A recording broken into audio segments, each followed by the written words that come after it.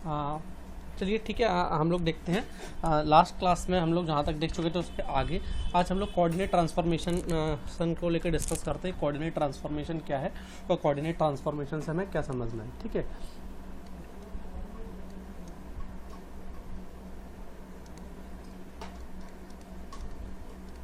हम लोग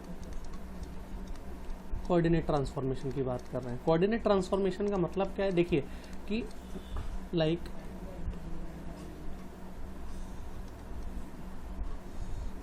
हमारे पास में एक्स वाई जेड एक्सेस में एक पॉइंट दिया हुआ है। ठीक है, अब अगर हम अपनी फ्रेम को मूव करा देते हैं, ओके, सपोज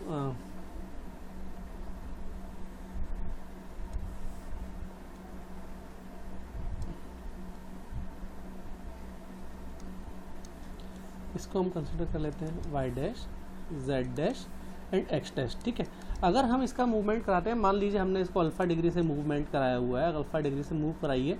ठीक है, तो प्रीवियस जो हमारी एक्स वाई जेड थी वो क्या थी, हमारी फिक्स्ड फ्रेम, और हमारे एक्स डैश, वाई डैश और जेड डैश हमारे क्या है, ये हमारी मूविंग फ्रेम है। ठीक है, अब हमारा क्या हो गया कि मान लेते हैं कि हम इस पॉइंट P की बात कर रहे हैं। ये पॉइंट P पहले हमारा with reference to this O, ठीक है, ये O क्या है, ये हमारा let O be the origin point of your fixed frame. ठीक है, तो हमें उसके रिस्पेक्ट में सारी कहानी मालूम है कि P की पोजीशन क्या है। ठीक है, हम कंसिडर कर लेते हैं, ये हमें x1, y1 एंड z1 दी हुई है। अब क्या हुआ, अगर हम O डैश एक ले लेते हैं कि O डैश जो है वो हमारा है origin point of your moving frame.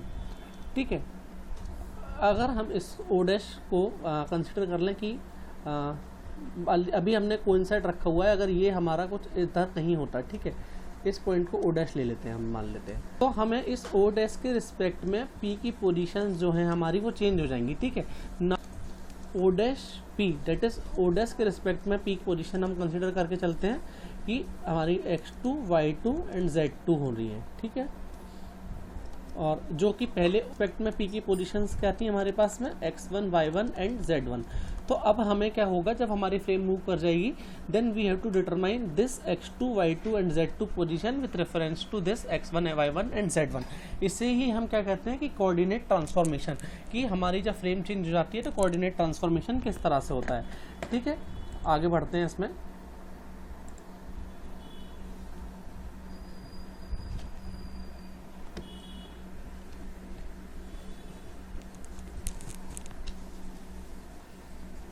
पहले जस्ट डायग्राम इसका एक ड्रॉ कर लेते हैं, जिससे आपको चीज़ें क्लियर होती जाएंगी जैसे जैसे हम इसको आगे देखते जाएंगे।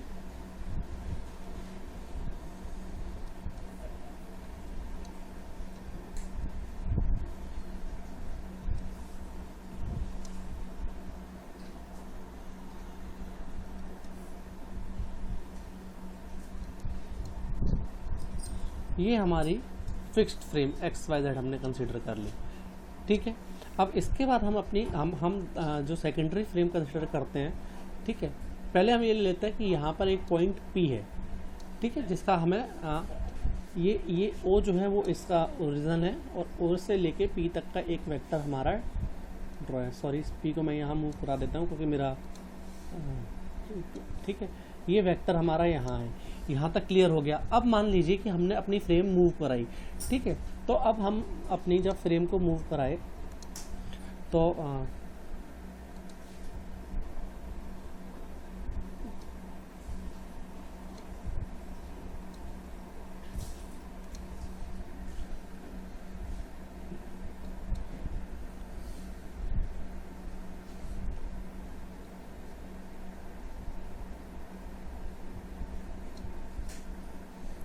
ये वेक्टर हम ले लेते हैं कि this our P dash vector, this is small O vector and ये हमारा P वेक्टर है ही। ठीक है, और अभी इसे हम कंसिडर कर लेते हैं, this is O M point है, और यहाँ के करस्पॉन्डिंग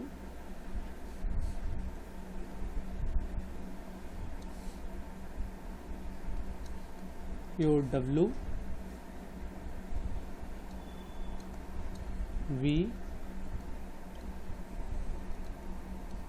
एंड U वेक्टर्स हैं। ठीक है, अब आप देखिए आपकी फिक्स्ड फ्रेम F हो गई और मूव ये जो है हमारी, ये क्या है, this is our fixed frame F। ठीक है, और ये हमारी क्या है, this is our moving frame M।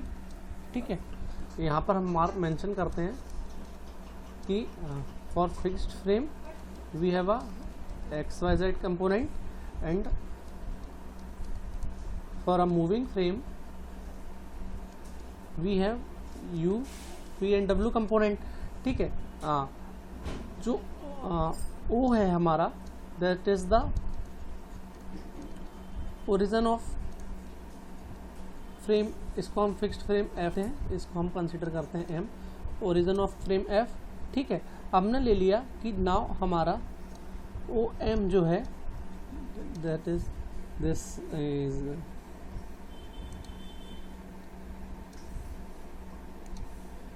M is in subscript।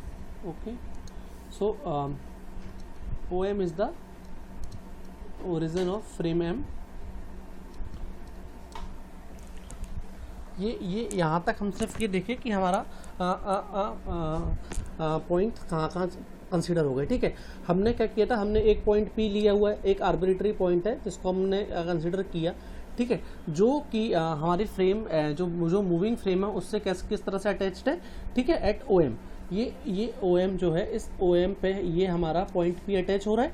ठीक है, अब हमने ये कंसीडर कर लिया कि this P and this P dash, ये जो हमारे वेक्टर्स हैं, ठीक है, that is P and P dash, these are the vectors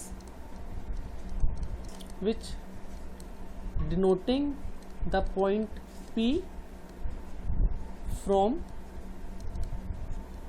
origin of your frames, that is F and M। ठीक है, F के केस में उसे हम P से बता रहे हैं और M के केस में हम उसे P डैश से बताने की कोशिश कर रहे हैं। ठीक है, अब हमने ये कंसीडर कर लिया कि जो स्मॉल o है हमारा, ठीक है, ये हमारा पोजीशन वेक्टर है। ओके, लेट स्मॉल o जो है हमारा, ये o अलग है, ये o अलग है। ठीक है, इस o को हम अगर हम पोजीशन वेक्टर लिख देते हैं कि this o is our position vector which is denoting the translation of the origin of the frame M, यानी कि OM की बात कर रहे हैं, AM from frame F। ठीक है, हमने ये कंसीडर कर लिया कि ये O हमारा जो बता रहा है वो बता रहा है कि ये हमारा जो ओरिजिन का शिफ्टिंग बता रहा है। ठीक है, कि O से लेके OM तक शिफ्ट होने में जो हमारा वेक्टर लग रहा है वो क्या लग रहा है, O। ठीक है, तो इसके हिसाब से अगर हम अपनी P की डेफिनेशन लिखना चाहते हैं तो हमारा P क्या बनेगा यहाँ पर। ठीक है, यहाँ अगर हम P लिखते हैं तो P हमारा क्या बन जाएगा, O प्लस P डैश। देखिए ये P अगर हम देखेंगे तो ये P हमारा वेक्टर जो बनेगा वो वेक्टर क्या बनेगा, ये दो वेक्टर्स का समीशन है P O plus P dash का।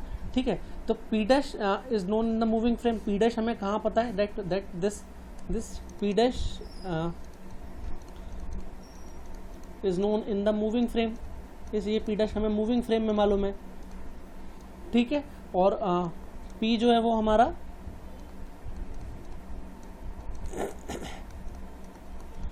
वो फिक्स्ड फ्रेम में हमें मालूम है, P हमारा फिक्स्ड फ्रेम में हमें मालूम है। ठीक है,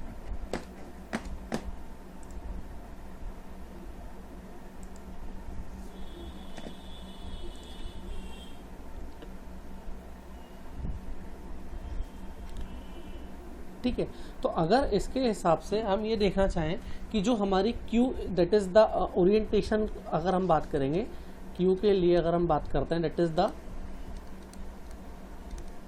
इसके पहले हम Q को बहुत अच्छी तरह से देख चुके हैं, that is the orientation of the frame M, ठीक है, कि अगर फ्रेम M का orientation with respect to frame F, ठीक है, तो हम उसे किस तरह से लिख सकते हैं कि P dash of F equals to transformation matrix then with respect, ठीक है, this is the fix frame, this is, तो यहाँ पर हमने क्या किया कि Q हमने बताया कि Q हमें क्या कर रहा है, यहाँ से फिक्स्ड फ्रेम से मूविंग फ्रेम में अगर हमको जाना है तो ये ओरिएंटेशन मैट्रिक्स से हमें साथ में जाना पड़ेगा, ठीक है। तो यहाँ पर P वेक्टर जो हो गया वो फिक्स्ड फ्रेम में है, तो अगर हम इस P वेक्टर को लिखने की कोशिश करेंगे कि vector P in the fixed frame, तो ये हमारा क्या बन जाएगा, ये जो अभी आपने देखा था, ठीक है, OF था, और अब P डैश हमने जो किस तरह से निकाला, देखिए जो इसके पहले वाली इक्वेशन थी वो इक्वेशन हमने क्या लिखी थी कि P equals to O plus P dash था हमारे पास में। अब यहाँ से हम इसको PF लिख रहे हैं, that is now it becomes PF equals to your OF plus P dash F। ये P डैश F आपको क्या मिला है, Q into P dash M, इसको हमने यहाँ पर रिप्रेजेंट कर दिया। ये जो इक्वेशन हो रही है, this equation is the coordination transformation, this is the equation for coordination transformation, this is the equation for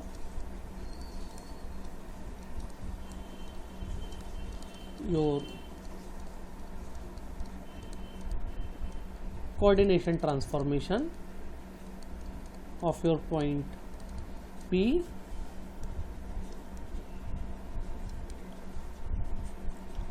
of any rigid body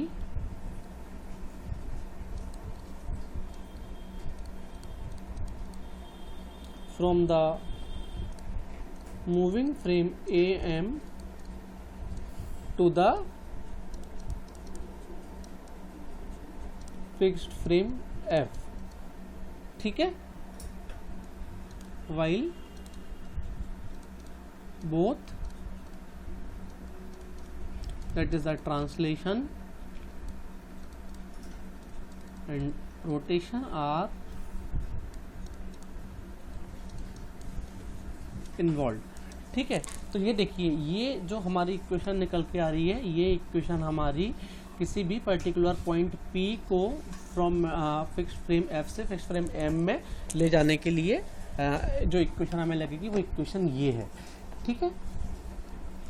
देखिए वीडियोस आपको दो बार देखने पड़ेंगे, क्योंकि ये चीज़ें आप लोग पहली बार देख रहे होंगे, तो हो सकता है आप लोगों को थोड़ा इसमें भी बहुत ज़्यादा कॉम्प्लेक्सिटी लग रही हो, ठीक है। इसके बाद जो इसमें हमें चीज़ देखनी है, that is the homogeneous transformation.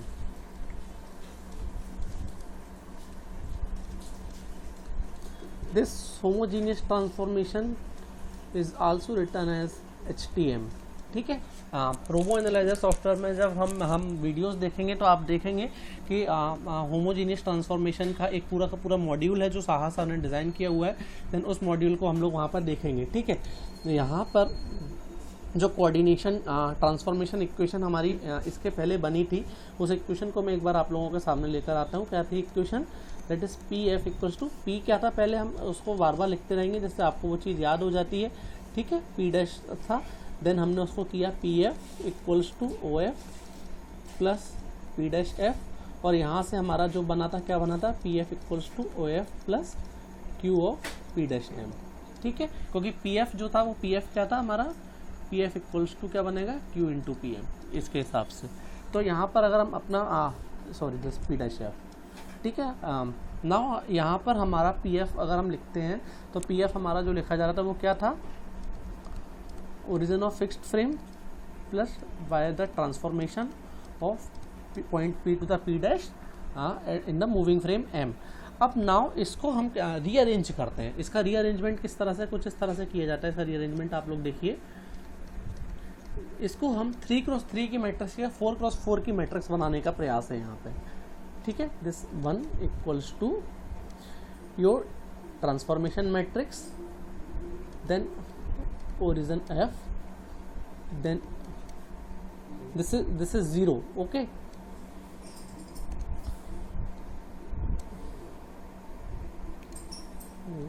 I try to do exactly. This is 0, this is O. Okay, then this is 1, this is your P dash in the M, then 1. ठीक है, ये इस इक्वेशन का रीअरेंजमेंट किया गया है. क्या किया गया है यहाँ पर? ये इक्वेशन रीअरेंजमेंट की गई है. ठीक है, यहाँ पर ये जो ज़ीरो है, ये ज़ीरो बेसिकली क्या है? ये ज़ीरो इक्विवेलेंट टू अगर हम लिखेंगे तो ये है हमारा 0 0 0 का ट्रांसपोज. ठीक है, तो ये हमारा क्या हो जाएगा? एक 3 डायमेंशनल वेक्टर हो जाएगा. ठीक है, कॉलम ऑफ जीरोस बनेगी, यानी इसको आप ये क्या बनेगा आपका? ये 3 डायमेंशनल वेक्टर 0 0 0 बन जाएगा ना बेसिकली. ठीक है, और अगर हम इसका ट्रांसपोज लिखना चाहेंगे तो इसका ट्रांसपोज क्या बनेगा?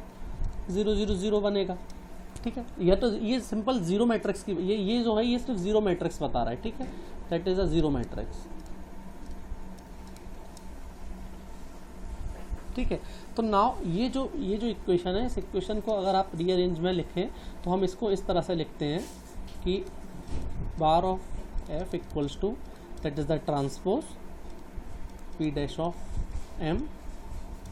ओके, यहाँ पर this P bar of F and this P dash of M की अगर हम बात करेंगे तो ये जो है हमारी this is our 4 dimensional vectors. ठीक है, ये हमारे 4 डायमेंशनल वेक्टर्स हैं जो कैसे आ रहे हैं?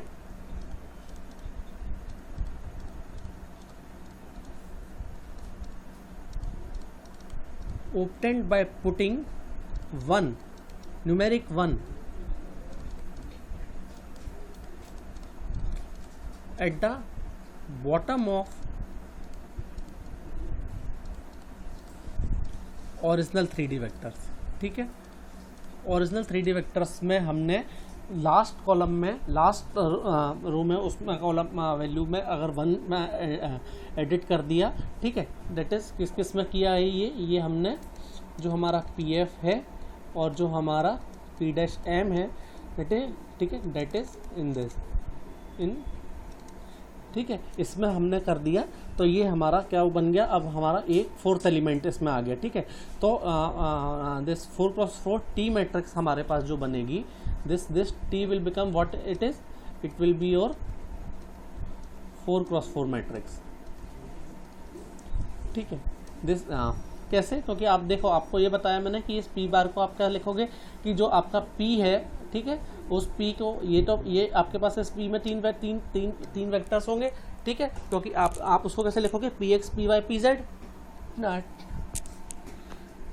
एक बार मैं इधर आपको बताता हूँ नए उसमें. देखिए, ये बहुत अच्छे से समझिए ये चीज़ आप लोग, है ना, कि आपके पास में PF एंड आपने उसमें 1 ऐड कर दिया. ओके, देन यहाँ आपको Q है. Q आप जानते हैं कि 3x3 की मैट्रिक्स है आपकी,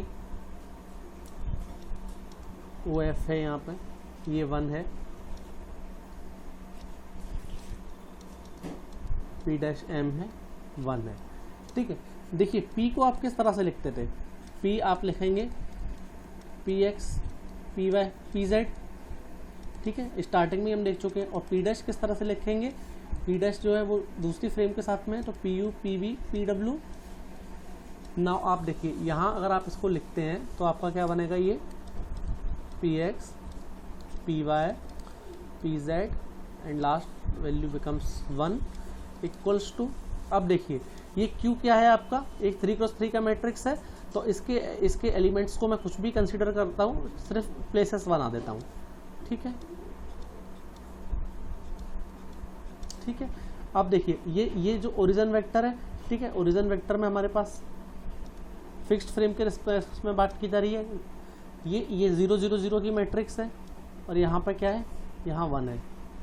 ओके, देन यहाँ पर क्या आएगा? PU PV PW and 1. इसी को हमने क्या लिखा कि इसको हमने कंसीडर कर लिया कि P bar F, this what is this matrix is called your T, that is the transformation matrix, and this is your P dash of M bar. So this T, इस टी को ही हमने क्या बोला है, this T is our homogeneous transformation matrix. Now हम यहाँ पर 4 डायमेंशनल में आ चुके हैं. ठीक है, this is our, this T is your 4 dimensional matrix. ठीक है, ये इक्वेशन सभी को समझ में आई. ये बहुत इंपॉर्टेंट इक्वेशन है.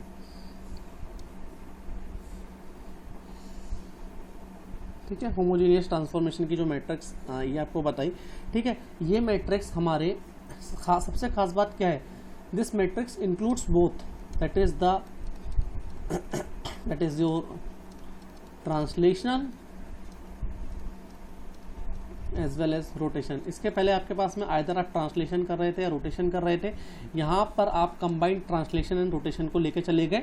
जब हम किसी भी फ्रेम एफ से frame F to frame M में जा रहे हैं तो हम इस ट्रांसलेशन, अगर इस होमोजीनियस ट्रांसफॉर्मेशन मैट्रिक्स का यूज़ करेंगे तो डायरेक्टली हमारे उसमें ट्रांसलेशन एंड रोटेशन जो वेक्टर्स हैं वो हमारे साथ में उसमें आ जाएंगे. ठीक है, इंस्टेड कि हम उसमें पहले मैट्रिक्स मल्टीप्लिकेशन करते थे फिर वेक्टर एडिशन करते थे, वो सारा का सारा पार्ट हमारा बच जाएगा. ठीक है, अगर हम कॉम्प्लेक्सिटी, कंप्यूटेशनल कॉम्प्लेक्सिटी के रिस्पेक्ट में भी अगर हम बात करते हैं, डेट इज जो हमारे number of multiplication, division, addition, subtraction लगेंगे कंप्यूटर प्रोग्राम में. ठीक है, तो यहाँ पर भी ये जो हमारी इक्वेशन जो ये पार्ट बन रहा है हमारा, rather than this P F is your O F plus Q P dash M. ठीक है, इसके कंपेरेटिवली इस इक्वेशन की कंप्यूटेशनल कॉम्प्लेक्सिटी लेस होती है. ठीक है, यहाँ पर हमारे पास कंप्यूटेशन कॉम्प्लेक्सिटी भी हमारी रिड्यूस हो जाएगी. ठीक, तो इस तरह से हम अपना ये पार्ट पूरा का पूरा करते हैं. ये होमोजीनियस ट्रांसफॉर्मेशन मैट्रिक्स क्या है ये मैंने आपको यहाँ पे बताने की कोशिश की है. ठीक है, यहाँ पर होमोजीनियस ट्रांसफॉर्मेशन मैट्रिक्स में जो एक दो बातें आप लोगों को जानना ज़रूरी है.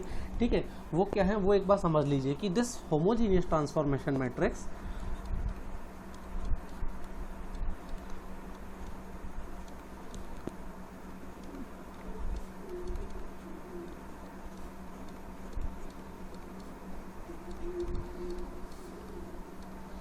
this homogeneous transformation matrix T,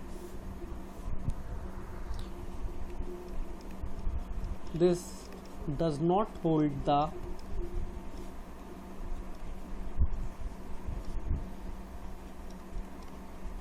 orthogonality property. इसमें कोई ऑर्थोगोनलिटी प्रॉपर्टी नहीं होती. That is transpose of T into T is not equals to 1, या आप ये भी लिख सकते हो, और that is the T inverse is not equals to T transpose. ठीक है, अगर हमें if we want to determine the inverse, ठीक है, to find the T inverse, then how is it possible. तो ये टी इनवर्स जो है वो हमारा किस तरह से आएगा, जो हम इसके पहले इक्वेशंस देखे थे. ठीक है, मैं अभी आप लोगों को इक्वेशन लिखाना नहीं चाहता हूँ, आप उस इक्वेशन से आप प्रीवियस स्लाइड में जाके देख लीजिएगा. ठीक है, ये हमारा किस तरह से बन जाएगा, Q transpose 0 transpose minus Q transpose O of F and 1. ठीक है, और इसको निकालने में हमारी किस इक्वेशन की मदद लगी है वो इक्वेशन मैं आपकी यहाँ पर बताता हूँ. आप इसके पहले अभी जस्ट एक स्लाइड पहले ही हम उसको देख रहे थे जिसमें हमने 1 1 ऐड किया है. ठीक है, 1 equals to this is the matrix Q 0 transpose O F 1 P dash M and 1. ठीक है, इसी मैट्रिक्स से हमने क्या किया है, ये पार्ट डिराइव किया है. ये पार्ट डिराइव करके अगर हमें इन्वर्स निकालना है तो हम इस तरह से इन्वर्स निकाल सकते हैं. ये पार्ट हमने इसमें समझने की कोशिश की है. ठीक है, कुछ एग्जांपल्स कंसीडर कर लेते हैं हम. ठीक है, सबसे पहला एग्जांपल जो हम लेके चल रहे हैं, ठीक है, वो हमारा प्योर ट्रांसलेशन का एग्जांपल है. ठीक है, the first example I am considering here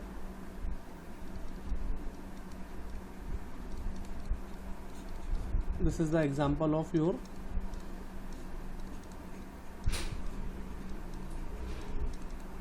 pure translation की बात की जा रही है यहाँ पे, ठीक है।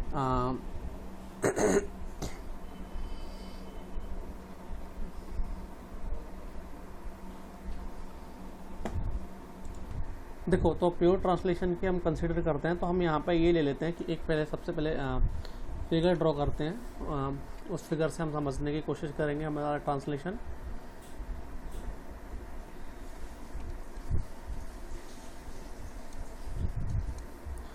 ठीक है, जो हमारी फिक्स्ड फ्रेम एफ है वो ये दी हुई है और इस फिक्स्ड फ्रेम एफ के रिस्पेक्ट में हमारे एक्स वाई जेड कोऑर्डिनेट्स हैं। नाउ हमें जो ट्रांसफॉर्मेशन मैट्रिक्स टी दी हुई है, ठीक है, हम उस ट्रांसफॉर्मेशन मैट्रिक्स को यहाँ पे लिख लेते हैं जो हमें ऑलरेडी गिवन है।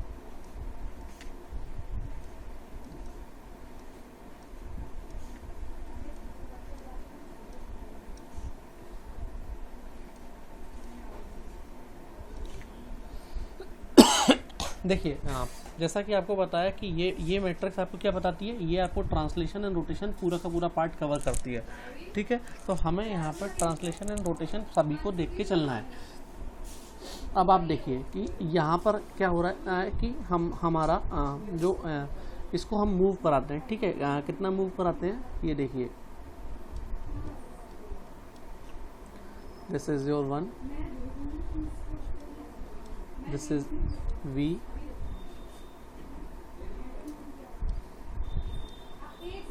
W, this is the vector U, ठीक है। ये जो डिस्टेंस है, ठीक है, दिस इज 2, दिस इज 1, ठीक है।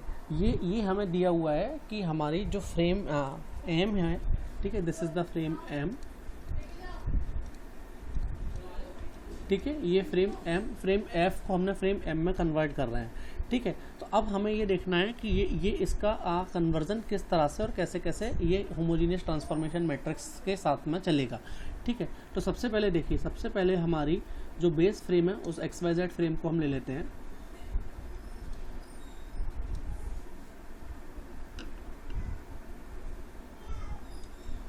ठीक है।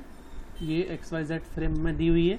अब हमारा देखिए, ये हमारा 30 डिग्री पर हमने इसको मूव कराया, this angle is your 30 degree, ठीक है। 30 डिग्री पर ये V बन गया हमारा, ठीक है। हमने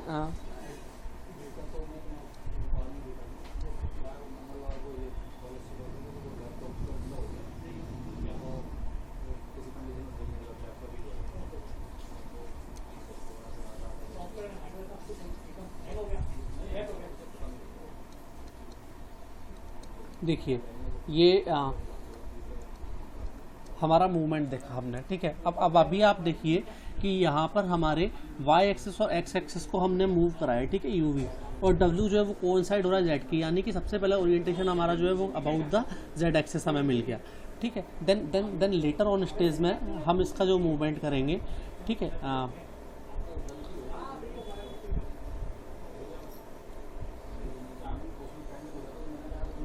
ये हमारा, अब हम इसको x कंसीडर कर लेते हैं, इसको y एक्सिस कंसीडर करते हैं, ठीक है। और अब हमारा जो मूवमेंट यहाँ पर हमने जो शिफ्टिंग होगी हमारी, ठीक है, वो शिफ्टिंग हम इसमें दिखाने की कोशिश करते हैं, ठीक है। तो ये जो डिस्टेंस है, इस डिस्टेंस को मैंने आपको बताया था कि ये 2 जो ये हमें जो दिया हुआ है, ठीक है, ये आप देख लीजिए कि ये आपका कहाँ हो रहा है, ये x पर हम लेके जा रहे हैं, y को विद रिस्पेक्ट टू x यहाँ पर 2 मिला हमें, ठीक है। और जो y हमें मिल रहा है वो कितना मिल रहा है, 1 का, ठीक है। तो यहाँ पर हम इस 1 पॉइंट पर, 1 हाई पॉइंट पर आए, ये 1 हाई पॉइंट हमें मिला, ठीक है।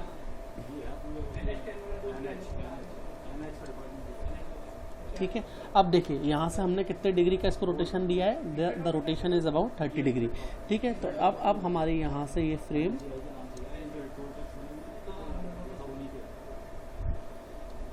थर्टी डिग्री मूव हो गई, तो ये हमारा क्या मिला, u मिला, ये हमें v मिला। ये जो हम 30 डिग्री का पहले रोटेशन ले रहे थे वो 30 डिग्री के रोटेशन पे आ चुके हैं। तो देखिए सबसे पहले हमने ये देखा कि हमारी फ्रेम को हम पहले मूव कराए थे, अब उसके बाद हमने देखा कि जेड एक्सेस तो हमारी कोइंसाइड है, तो हमें जेड एक्सेस में कुछ करने की ज़रूरत नहीं थी, ठीक है। तो हमने उसे 2 डायमेंशनल में ही रख लिया। 2 डायमेंशनल में एक्स और वाई को कंसिडर करते हुए हमने ये देखा कि हमारा किस तरह से रोटेशन होगा, ठीक है।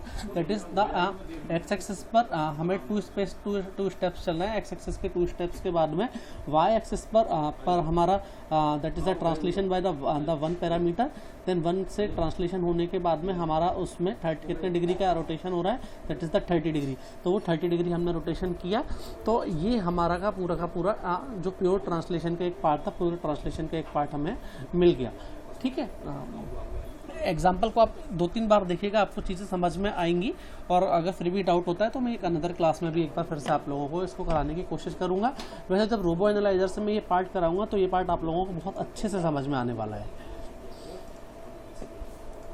पहली बार आप लोग ये सारी चीज़ें देख रहे हैं तो इसलिए आप लोगों को थोड़ा सा डाउट होगा, ठीक है। प्योर ट्रांसलेशन जैसे हमने देख लिया था, अब जो नेक्स्ट है हमारा that is the pure rotation. हम इसमें प्योर रोटेशन देखने की बात करेंगे कि प्योर रोटेशन हमारा किस तरह से कंसिडर होगा, ठीक है। देखिए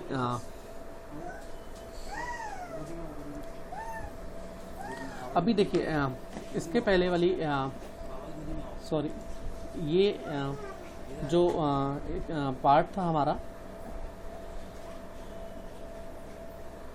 इसमें मैंने एक्चुअली आपको तीनों चीज़ें कवर करा दी। एक्चुअली उसमें मैंने ट्रांसलेशन भी ले लिया, अदरवाइज हम ट्रांसलेशन नहीं था, उसमें सिर्फ ट्रांसलेशन कराना था मुझे।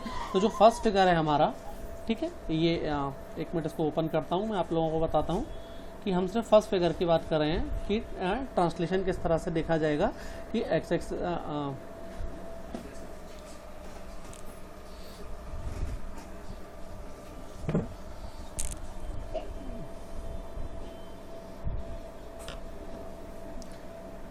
चलिए ठीक है, उसमें आप लोग देख लीजिएगा कि उसमें जो फर्स्ट फिगर मैंने ड्रॉ किया था, हम सिर्फ उस फर्स्ट फिगर को कंसीडर करके चल रहे थे, ठीक है। नाउ हम ये लेके चल रहे हैं कि हमारी जो फ्रेम है, ठीक है। अब यहाँ पर हम रोटेशन में जो देखेंगे तो देखिए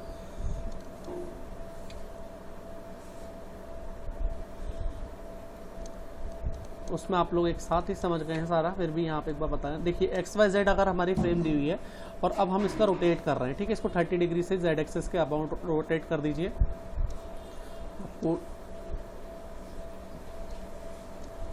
you V and W is coincide with this, ठीक है। ये जो रोटेशन कितना से किया आपने, 30 डिग्री से रोटेशन कर दिया। ये आपको क्या मिली हमारी frame, this is our frame M and this is what, this is our frame F, ठीक है। यहाँ पर जो हमारी ट्रांसफॉर्मेशन मैट्रिक्स बनेगी, देखिए पहले तो हमारा पहले क्या पार्ट आएगा, उसमें स्टार्टिंग में क्यू मैट्रिक्स आएगी, ठीक है। क्यू 0 0 एफ एंड 1, ठीक है। अब हमें इसमें लिखना है, तो हम इस क्यू को अगर लिखने की कोशिश करेंगे तो आप देखिए क्यू क्या बनेगा, that is the cos 30 minus sin 30 then 0 then sin 30 then cos 30 then 0 then 0 0 1 and last row is 0 0 0 and 1। ये तो हमेशा ही इस तरह से आपको मिलनी है, ठीक है। तो आप देखिए ये वैल्यूज़ आपको जो मिलेंगी वो क्या मिलेंगी यहाँ पर, this is pure √3/2, this -1/2 0 0, this is your 1/2, this is √3/2, this is 0 0, this is your 0 0 1 0 and the last one is your 0 0 0 1, ठीक है। तो अब जब हमने प्योर ट्रांसलेशन किया तो प्योर रोटेशन में हमारी टी मैट्रिक्स किस तरह से आएगी वो हमने देख लिया। इसके पहले जो हमने देखा था, इसके पहले हमने क्या देखा था कि अगर हम प्योर ट्रांसलेशन कर रहे थे तो प्योर ट्रांसलेशन के केस में हमने ये देखा था कि फर्स्ट हमने उसको ट्रांसलेट किया about the z, that is the about the y axis, ठीक है। 2 unit along the y axis किया and 1 unit along the z axis किया। तो 2 unit along the y axis and 1 unit along the z axis करने में आपको जो parameters मिले, ठीक है। अभी यहाँ पर अगर देखिए सबसे खास बात है कि अगर हमारे पास में रोटेशन 0 है, ठीक है। एक बार देखिए कि जो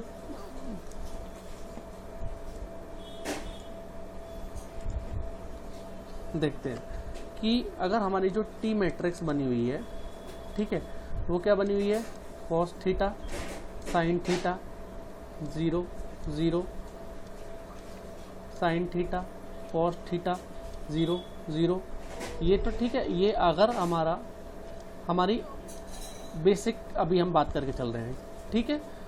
अब आप देखिए, जब आपका प्योर ट्रांसलेशन है, ठीक है, प्योर ट्रांसलेशन है, यानी कि इसमें रोटेशन कितना है आपका, रोटेशन है हमारा भी 0, ठीक है। जब रोटेशन 0 है, इसको भी मैं in terms of you X U why you Z लिख देता हूँ, जिससे आप लोगों को डाउट नहीं रहे। This is your U X U Y and U Z. जब ये 0 हो गया तो अब आप देखेंगे कि आपका ये कैसा बनेगा, cos theta cos 0 1 sine 0 0 0 sine 0 0 cos 0 1 0 0 0 1, okay. Last row हमारी 0 0 0 है। अब आप देखिए जो आपका क्या कर रहे थे आप, ये एक्स वाई जेड फ्रेम दी हुई थी। अब आपको ये दिया हुआ था कि we are translating the frame F by 2 unit in Y direction and 1 unit in Z direction, ठीक है। एंड जब कुछ नहीं दिया है तो 0 यूनिट इन एक्स डायरेक्शन हो गई हमारे पास में। अब आप देखिए, अब आपका जो हमें मूवमेंट दिखा रहे थे, हम क्या दिखा रहे थे कि 2 unit along the Y 1 unit along the Z, ठीक है, दिस 1 यूनिट। तो फ्रेम कहाँ आ गई थी, यहाँ आ गई थी हमारे पास में, that is U V and W. अब आप देखिए, ठीक है, यहाँ तक आप पार्ट कर चुके थे। अब आपको यहाँ पे लिखना है एक्स एक्सिस के अराउंड कितना है आपका ये 0, ठीक है। देखो ये पार्ट रोटेशन बता रहा है, this is rotation and this last is your translation, ठीक है। तो वाई एक्सिस के अलाउंड कितना है 2, जेड एक्सिस के अलाउंड 1, एंड देन ये पार्ट तो 1 है ही ऑलरेडी। तो ये इस तरह से आपको ये जब प्योर ट्रांसलेशन किया, जब आपने प्योर रोटेशन किया तो प्योर रोटेशन में आपने देखा कि प्योर रोटेशन में आपके यू एक्स यू वाई, ठीक है। मैं यहीं पर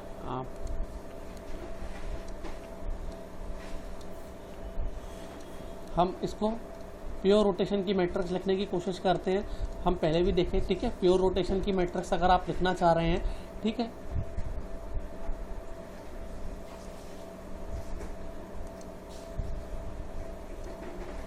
देखिए प्योर रोटेशन की मैट्रिक्स रखनी है तो आपका ट्रांसलेशन 0 0 0 हो गया, पहले ही इतना तो पार्ट आपके पास कवर ही हो गया। अब आपके पास में ट्रांसलेशन में आपको एंगल दिया हुआ है, तो आपने उस एंगल के हिसाब से इसको मूव करा लिया। आपने देखा कि ये था 3/2, देन -1/2 0, 1/2 √3/2 0 0 0 1। तो आप इस तरह से अपने रोटेशन एंड ट्रांसलेशन के पार्ट को कंप्लीट कर सकते हैं, ठीक है। देखिए आपको किसी भी पार्ट को जब मूव कराना है, आप हमेशा याद रखिएगा कि आपका जो भी कुछ ट्रांसफॉर्मेशन होगा वो ट्रांसफॉर्मेशन इसी तरह से चलना है, ठीक है। इसको आप कभी भी कंफ्यूज नहीं होइएगा। इससे अगर आप चाहें तो एक आध क्वेश्चन, कोई एग्जांपल्स जो हैं वो आप लोगों को वीडियो शेयर कर दिए जाएंगे या पीडीएफ्स हम लोग शेयर कर देंगे। उन पीडीएफ से आप लोग उन पार्ट को देख लीजिएगा और उस पार्ट को समझने की कोशिश कीजिएगा, ठीक है। तो मेरे हिसाब से आज की क्लास में ये ट्रांसलेशन रोटेशन का पार्ट आप लोगों के लिए इनफ है। इसके बाद जो क्लास होगी वो बहुत इंपॉर्टेंट क्लास होने वाली है। उसमें हम लोग डीएच पैरामीटर का डिस्कशन करेंगे, देन डीएच पैरामीटर्स को देखेंगे, ठीक है। एक एग्जांपल में और आप लोगों से डिस्कस करूंगा जिसमें हमने 2 होमोजीनियस ट्रांसफॉर्मेशन मैट्रिसेस के प्रोडक्ट को कंसिडर किया होगा, ठीक है, कि अगर उनका प्रोडक्ट होगा तो फ्रेम किस जगह जाएगी।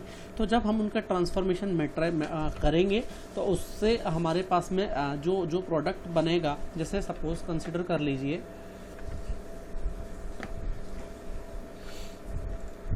कि हमारे पास में एक मैट्रिक्स टी एच जो दी हुई है, ठीक है, वो है हमारे पास में cos 30 - sin 30 0 2, then sine 30 cos 30 0 and 1 then 0 0 1 0 0 0 0 1। तो सबसे पहले अगर आप इस मैट्रिक्स को पढ़ते हैं तो आप देखेंगे कि इसमें हमारा जो है वो रोटेशन भी हो रहा है। कैसे हो रहा है? The rotation by the 30 degree. ठीक है, रोटेशन हमने किस हिसाब से किया? The rotation by the 30 degree about Z axis. क्योंकि देखिए जब z में कोई चेंजेस नहीं है इसका मतलब z एक्सेस के अराउंड रोटेशन हुआ तो x और y में चेंजेस आए। देन आपने इसमें ट्रांसलेशन देखा कि इसमें ट्रांसलेशन कैसे हो रहा है। ठीक है, the translation is 2 unit along x axis, 1 unit along y axis and 0 unit along z axis। ठीक है, तो ये आपको आपका पहला व्हाट इट इज़ कॉल्ड, आपको पहले आपकी ट्रांसफॉर्मेशन मैट्रिक्स दी हुई है। लाइक आपको दूसरी ट्रांसफॉर्मेशन मैट्रिक्स टी बी एक दी हुई है। टी बी आपको बता रही है 45 0 0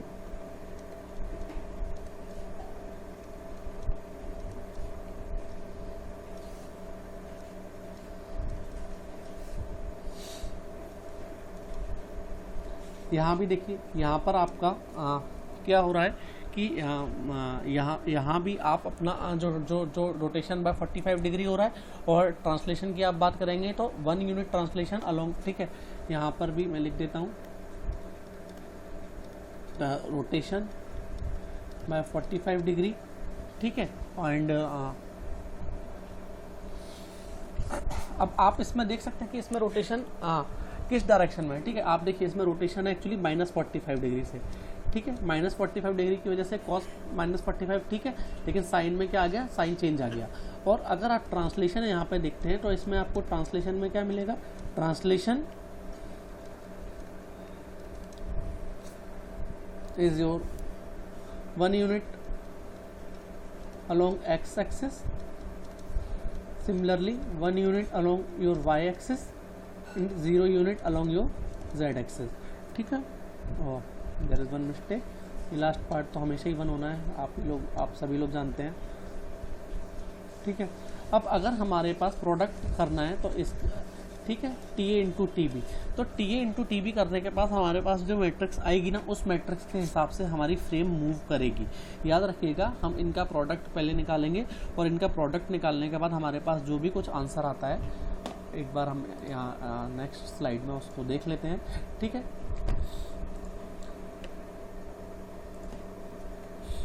लेट इट कंसीडर करते हैं कि इसका जो मैट्रिक्स मल्टीप्लिकेशन हो रहा है उसका जो आंसर आ रहा है वो हमारे पास कुछ इस तरह से है 2 3 + 1/2√2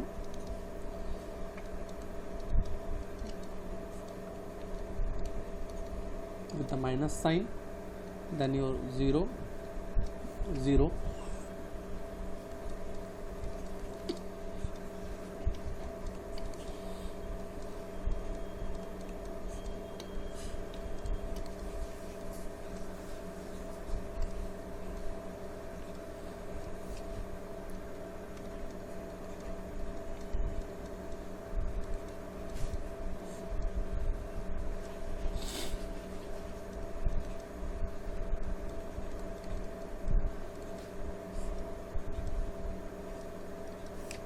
ठीक है, अब देखिए अगर आपके पास में इस तरह की कंडीशन बनती है तो इस तरह की कंडीशन में अब अगर मैं आपसे पूछूं कि आपको रोटेशन और ट्रांसलेशन मुझे बताना है। ठीक है, दैट इज़ कि यहाँ पर रोटेशन कितना लग रहा है और ट्रांसलेशन कितना लग रहा है, तो आप बता सकते हैं कि ठीक है कि रोटेशन आपने कहा कि सर रोटेशन पहले 30 डिग्री का रोटेशन हुआ है, दैन उसके बाद 45 डिग्री रोटेशन हुआ, एंड जो आपका ट्रांसलेशन अगर आप मुझे बताते हैं, मैं आपसे ट्रांसलेशन जानना चाहूँगा, तो आप पहले बताएंगे कि सर पहले हुआ हमारा 2 यूनिट अलोंग x, देन हमारा हुआ 1 unit along y and then हुआ 0 यूनिट अलोंग z। ठीक है, ये फर्स्ट स्टेप में। देन उसके बाद सेकंड स्टेप में अगर आप जाएंगे तो सेकंड स्टेप में आपने मुझे बताया कि सर पहले इतना ट्रांस होने के बाद हमने 1 यूनिट along x and 1 unit along Y से फिर इसको वो किया, देन 0 यूनिट अलोंग जेड में गए। अब अगर आप ऐसे लिखना नहीं चाहते हैं तो आप इस पार्ट को सॉल्व कर लीजिए। इस पार्ट को अगर आप सॉल्व करते हैं, मैं यहाँ पर लिखता हूँ वैल्यूज़ क्या क्या आएंगी बेसिकली, जस्ट वेट।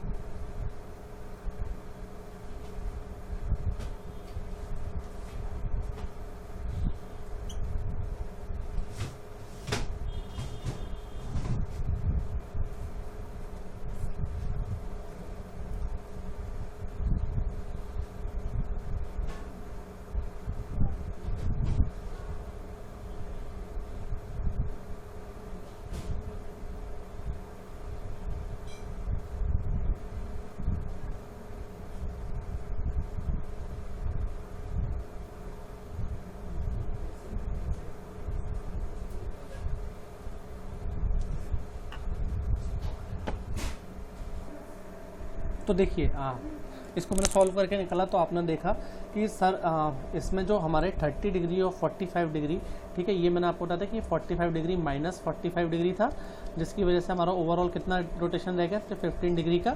और जब हमने ये निकाला तो हमने कहा कि सर एक्स एक्सिस के अबाउट ये 2.45 यूनिट इसका ट्रांसलेशन हुआ है, देन वाई एक्सिस के अराउंड 2.57 का ट्रांसलेशन हुआ है, जेड एक्सिस के अबाउट कोई भी ट्रांसलेशन नहीं हुआ है, ठीक है।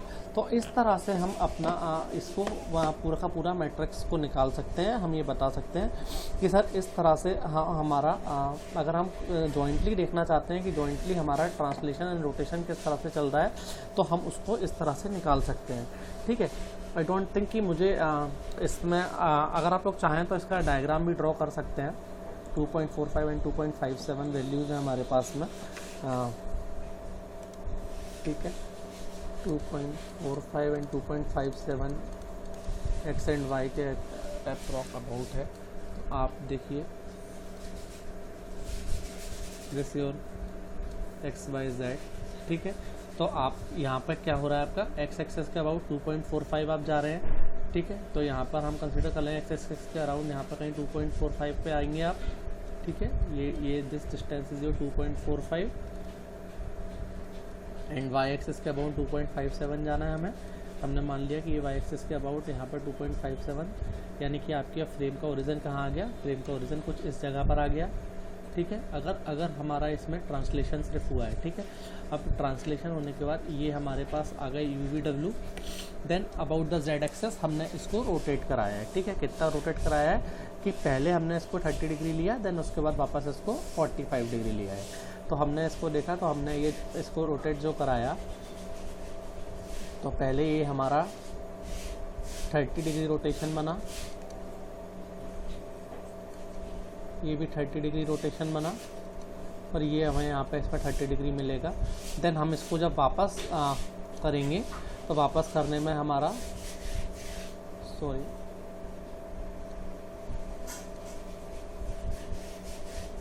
15 डिग्री इधर जग जाएगा, क्योंकि हमारा 45 डिग्री का रोटेशन हो रहा है ना total, that is this 45 degree rotation हुआ, और यहाँ पर भी एक 45 डिग्री का रोटेशन हमें मिला। तो हमारा फाइनली रोटेशन कितना रह गया, सिर्फ 15 डिग्री। तो जो हमारी फ्रेम पहले थी उस फ्रेम से अब हम इस फ्रेम पे आ चुके हैं, ठीक है।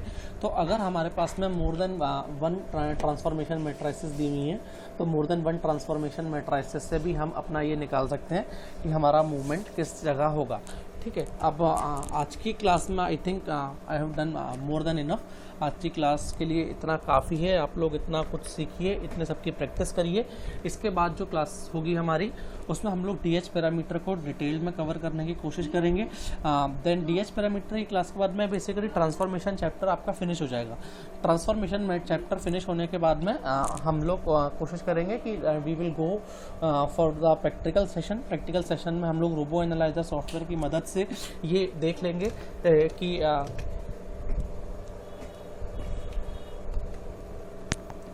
ठीक है। रोबो एनालाइजर सॉफ्टवेयर की मदद से हम लोग देखेंगे कि हमारा ट्रांसफॉर्मेशन किस तरह से हो सकता है, डीएच पैरामीटर्स रोबो एनालाइजर में किस तरह से कैलकुलेट किए जाते हैं। ये सारा का सारा पार्ट जो है वो हम रोबो एनालाइजर की मदद से देखेंगे। कुछ प्रैक्टिकल एक्सरसाइजेस हम मैटलैब पर भी करने की कोशिश करेंगे।